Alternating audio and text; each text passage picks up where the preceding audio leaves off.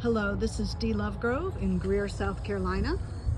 Here is your Munsey, and here is the very oh-so-spooky Greer Heritage Museum.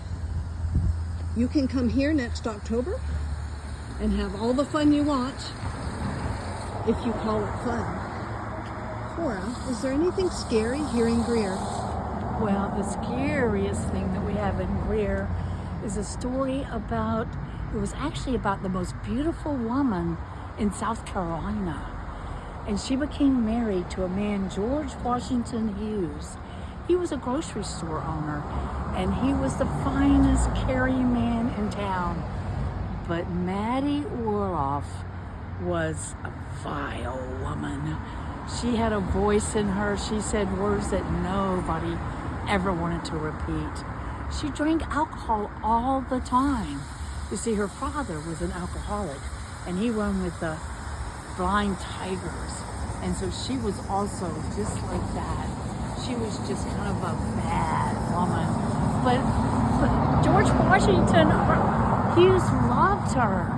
Matter of fact, his friends told him to leave her, but he wouldn't do it. He said, "Mattie, I love her with all my heart, and I'll be with her until I die." She would scream and yell at him. She would fight with empty rooms. She was yelling and screaming at him all the time, but he would never say anything back because he loved her so much. But one night, he came home from work, and there was Mattie.